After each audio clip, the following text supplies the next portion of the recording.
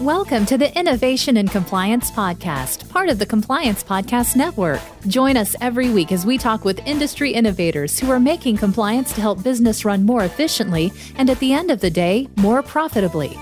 Here's your host, Tom Fox.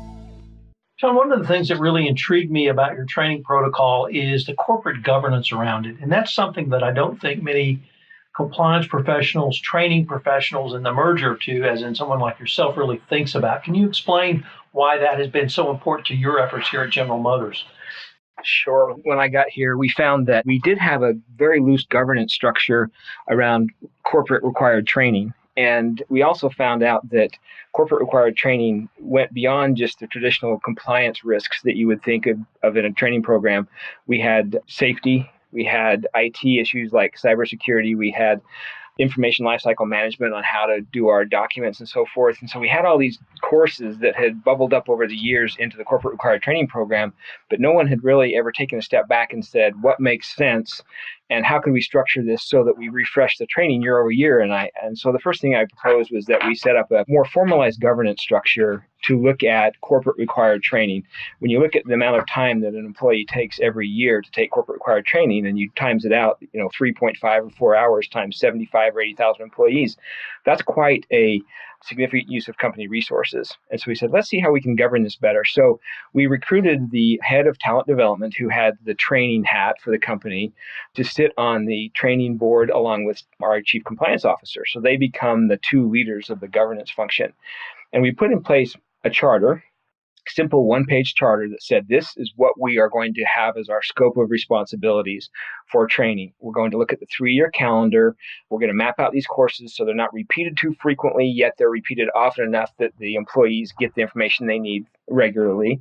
We're going to approve any new courses that come in or proposed, or any new major risks that come up. And we're going to basically authorize the budget, and we're going to make sure that we're coordinating this across the various risk functions. Of course, compliance can't own every risk. You've got to network with the business to determine what risks get fed into the compliance program. And so we set up the steering committee. We meet quarterly. As the lead counsel, I kind of organize it and I kind of chair it, but really the decision makers are the two leaders that I mentioned. And we bring in individuals from the different disciplines. So we have safety represented, we have IT represented, we have social media represented, and of course we have the people in the compliance function that represent code of conduct and additional compliance risks. And we said, we're going to develop these courses professionally. We're going to go and get a good vendor, and we're going to build a program that looks out 3 to 5 years. And then this governance team is very useful because they then help us review the materials. They help us recruit people in other languages to review translations. And it's been very helpful. And this governance team was very important when we had the recent Me Too movement that triggered us to add yet another major course to our overall curriculum. They helped us get that approved and organized and communicated well. So to have the governance in place was really the first logical step. And then from there, we were tasked to go out and build a training, what we call the training maturity continuum, which is a fancy word of looking holistically at how we're going to strategically do compliance training at GM, not just the base level online training that's required every year, but the more in-depth training. And so from the governance, that was the impetus to be more organized and structured in building out a formal program and more of a long-term vision. What should a compliance professional look for in a training vendor, or what is the process you would suggest someone utilize in considering a training vendor? There's some really, really good ones out there. There's some companies out there that have been doing this for a while, and they've really kind of led the way in pioneering some of the new innovative technologies that I'm sure you'll mention. But what we did was I had worked with one vendor exclusively at my previous companies, and if I had made the choice by myself, I would have naturally gone with them. What we did, though, we decided, let's open this up and do it the way the corporate requires us to do or wants us to do, and let's have a formal RFQ process. And so we brought in 4 very well-known vendors and looked at them. We had a committee, the governance committee, plus some stakeholders from other parts of the company look at them. We had them come out to Detroit, sat down with us, told us how they handled it. And really what I was looking for, more than just looking at what courses they offered and kind of the flashy platforms and technologies, I wanted someone who I thought was going to be a partner that I could go to and ask, what are your other clients doing? What innovative technologies are coming? What are you doing in terms of mobile? What are you doing in terms of adaptive and branching technology? What are you doing in terms of keeping abreast on the latest risks? And so we really looked at it from, of course, price was one factor we looked at, but we looked at it holistically, and we made a choice that we thought was going to be a strategic partner for GM over the long term. And we looked for a vendor that was going to have flexibility in the contract such that we could make changes on the fly without feeling like every little change required an invoice and a new payment. So we looked for flexibility in the contract so that we had built-in arrangements for support from them, technical support, content support, and just basically who could give us a program at the lowest level of our program, the online level, that would be really very well professionally done. And so that's how we picked our vendor and went forward. One other thought I've heard is a vendor who can, and you may have touched on this at the very end, a vendor who can really help with the administrative side of things and really use a technological approach to make that more efficient, sort of take that burden off you or your team, right, and give you a cost-effective solution. Is that also valid? It is valid. At GM, we have a situation I think is pretty common to other companies where we have an internal learning management system, and it's been around for a while. It hasn't kept up with all the bells and whistles that some of these companies offer, but we also have a philosophy that we need to house this stuff inside our firewall. And so we were pretty much limited on what we could do as far as being innovative in terms of the platform selection and deployment of the courses.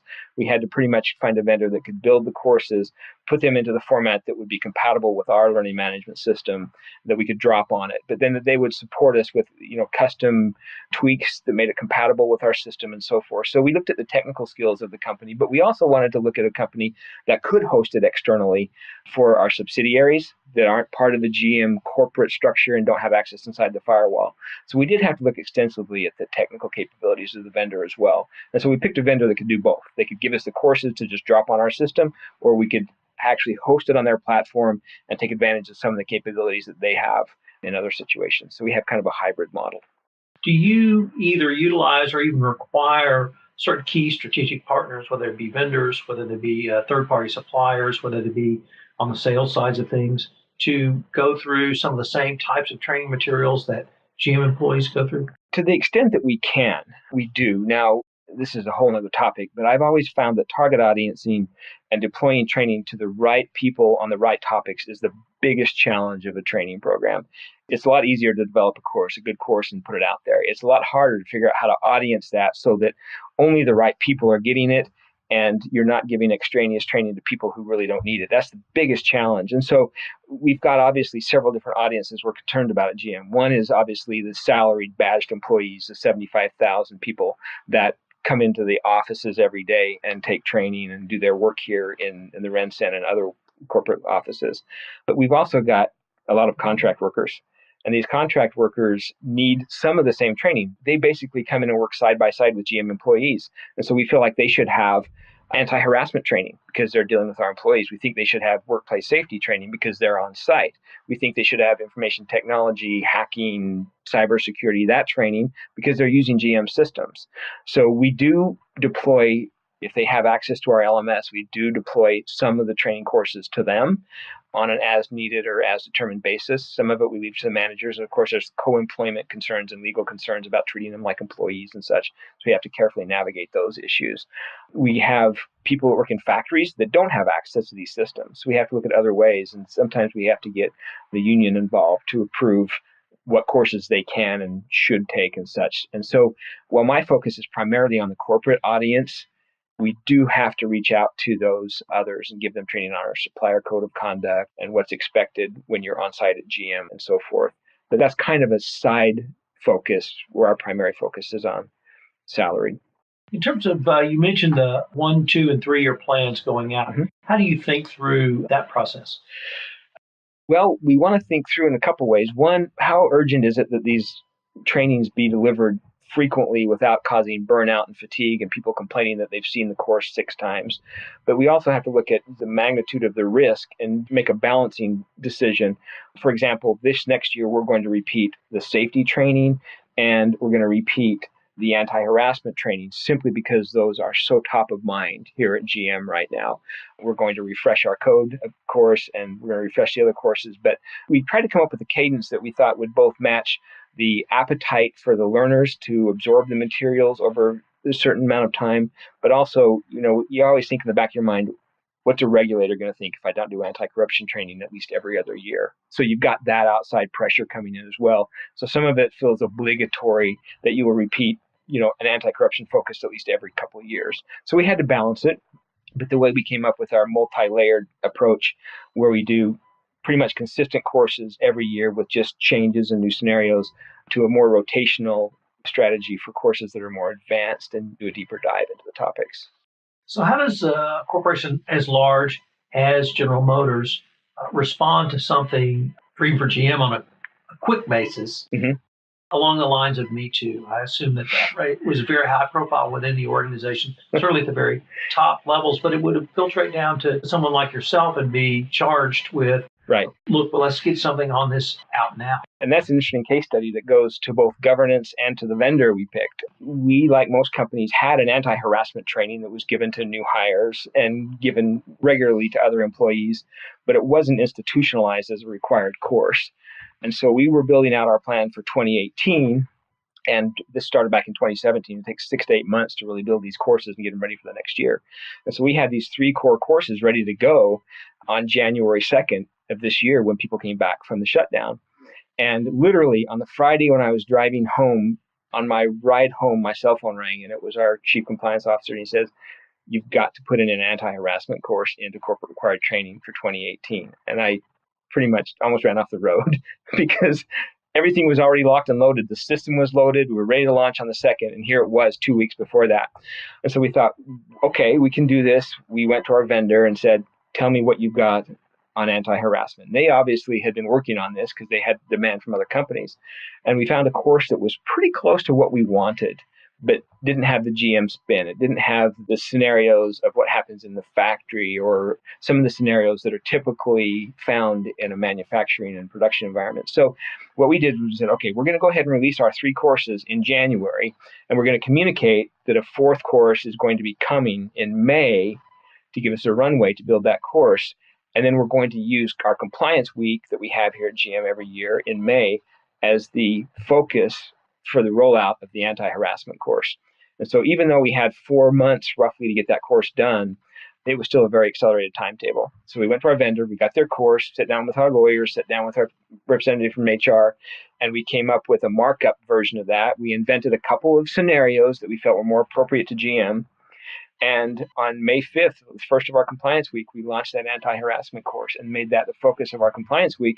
And by the end of May, that course had the same number of completions as the other courses did. So we did a staggered rollout. But that's how we used the flexibility of the vendor, the direction of the governance team, and our internal resources to come up with a creative solution. And honestly, that course had the most positive feedback of all the courses we've done this year. So that required cooperation across several different entities. It was actually, in hindsight, it was actually a very fun project to work on.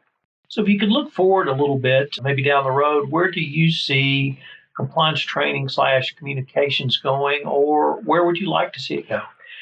We can always improve, and I believe continuous improvement is part of any compliance program generally and training specifically.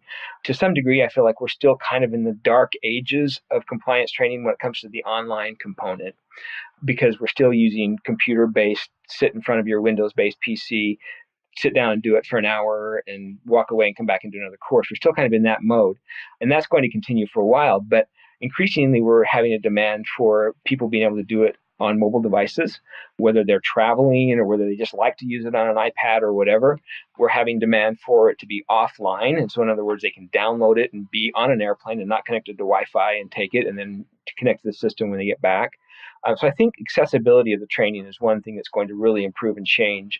4, 5, 6 years down the road, I don't know that the majority of our users will be sitting in front of a Windows-based PC. Maybe some will. Most people will be taking it on their iPhones or their tablets. So technologically, I see that changing. But I also see it evolving in terms of finding ways to tailor the content better to the individual learner. and yet still make sure they have the same level of competencies when they're done. And so that's where I'm looking at vendors that can give me the ability to either survey the learner when they go into the course and launch it and give them a tailored presentation, or some way of doing a test out capability where someone who says, you know what, I'm an attorney, I've had anti-corruption training 6 times, just give me a 10-question test and let me say that I can do this and not have to go through the whole 45-minute course. And so we want to give, one of the founding principles is respect. And I think respect for the learner, and that's respecting their intelligence and their time and not making them go through the same courses and the same exact learning modules that they've done before. And so we're trying to figure out ways to make it more tailored to the individual user. And I think that you're starting to see some really neat technologies coming out with adaptivity, with test out, and we're dipping our foot into it. A company like GM does not move program on a dime. We dip our toes into it and evolve. But 2 or 3 years down the road, I'd like to see the most of our courses more tailored to what our audience really, really needs. As we've even started doing that, we've got very positive response saying, thank you for giving me this option to take a shorter course based upon my needs. I heard another compliance officer tell me that one of the things that she used her compliance training for was to garner a greater understanding about risks that may not be recognized or even issues that needed to be addressed that she wasn't seeing. And she pointed me specifically to the example of harassment training, where she said that most employees wanted to go report to their immediate supervisor. They preferred that to actually reporting in anonymously or using an internal reporting mechanism. But it made her realize that they had not trained middle management to receive those. And so she was able to use the data she garnered from her training and continuous improvement in her compliance program. Have you been able to use data from your training in that way, or is that something that you would perhaps hope to do going forward? We want to do more of that going forward. Right now, we're very limited on what data we can extract from our learning management platform. Basically, we get when they launched it, when they finished it, and the fact that they did finish it. That's really what we get out of that system. But we can do surveys. We do a little bit of focus groups, and then a lot of just casual conversations with people that I'm familiar with in the company and networked with, saying, what can we do better? And so we're trying to get to the point where we do gather more data and then make conscious decisions on how that should influence the content. And so we want to do that better going forward as our platform evolves and as our ability to get feedback data back from our employee audience. Shawn, unfortunately, we're near the end of our time, but I want to thank you for letting me come to General Motors, welcoming me, and allowing me to interview you for this podcast. Thank you, Tom. Always a pleasure, and hopefully we can have more such conversations in the future. All right. If you're a compliance professional looking for a convenient and effective way to fulfill your continuing education requirements, go to fcpacompliancereport.com/courses and choose from 4 hour-long training packages that will keep you current. That's fcpacompliancereport.com/courses.